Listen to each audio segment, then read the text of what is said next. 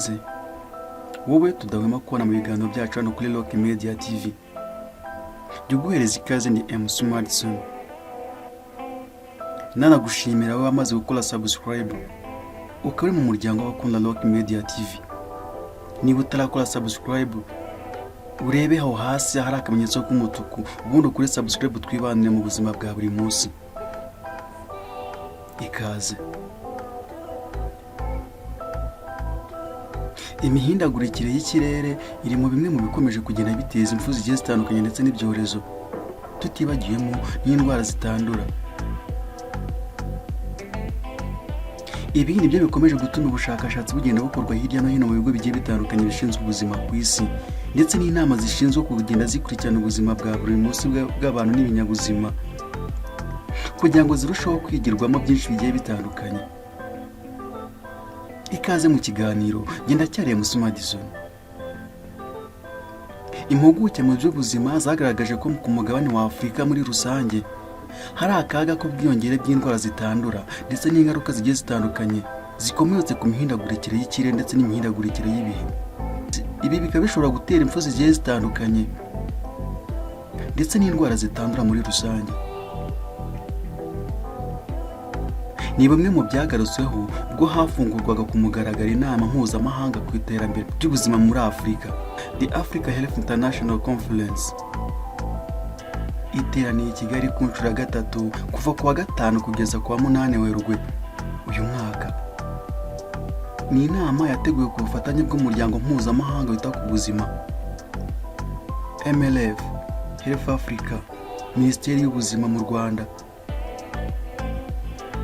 Afurika yunze ubumwe n'ikigo nyafurika gishinzwe ubugenzuzi no gukumira indwara.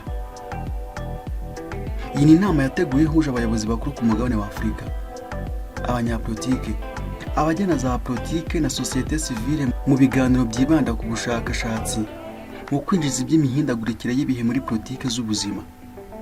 Umuyobozi mukuru wa MLF Health Africa, Dr. Gatheng Gatahi, yavuze ko iyi nama ibaye mu bihe bikomeye cyane, aho umugabane wa Afurika wamaze guhungabanywa bikomeye cyane n'ingaruka z'icyorezo cya COVID-19.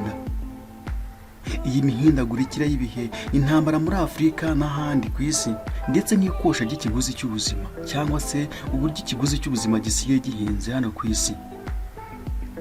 Nubwo umutwaro wa COVID-19 wagabanutse, indwara nka Ebola, kolera n'izindi ngo ziracyagenda zigaragara ku rwego ruri hejuru cyane cyane hano ku mugabane wa Afurika. Ari nabyo bituma umugabane wa Afurika ugaragara mu kaga gakomeye cyane mu kwibasirwa n'izi ndwara. Ingaruka z'imihindagurikire y'ibihe zirimo amapfa, inzara n'imyuzure biri guhitana ubuzima bwa benshi. Ari nabyo biri kugenda byibasira abari hirya no hino ku mugabane wa Afurika ndetse no ku isi muri rusange. Dr. Gatihe yongeyeho ko nubwo Afurika ifite uruhare ruto mu kohereza imyuka yangiza mu kirere no kongera ubushyuhe ku isi, ariyo ya mbere mu kuzahazwa n'ingaruka zabyo. Ikindi ni uko umutwaro w'indwara zitandura muri Afurika ukiremereye kubera ko 40% by'indwara zititaweho ziboneka kuri uyu mugabane wa Afurika, kimwe na 45 bya malariya ndetse na 33 by'igituntu. Yagize ati, indwara zitandura ziri gutwara ubuzima bw'abatari bake mu cyiciro cy'abakuze.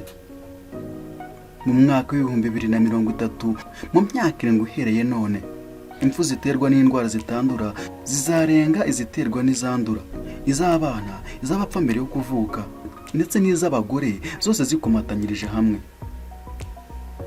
Abahanga mu nzego zitandukanye bavuga ko imihindagurikire y'ibihe n'ubuzima ari ibintu bidashobora gutandukanywa, nyamara hashize imyaka myinshi bifatwa nk'ibintu bibiri bidafite aho bihuriye.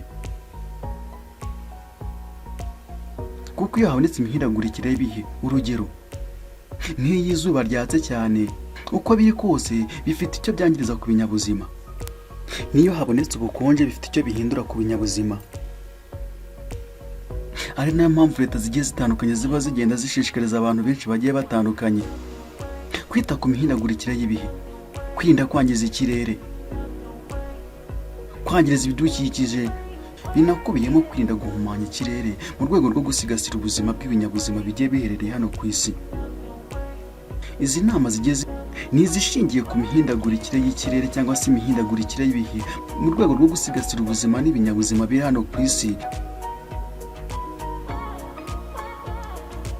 Reka mushimire ko twabanye muri iki kiganiro. Njye nitwa Emerson, ndabakunda cyane.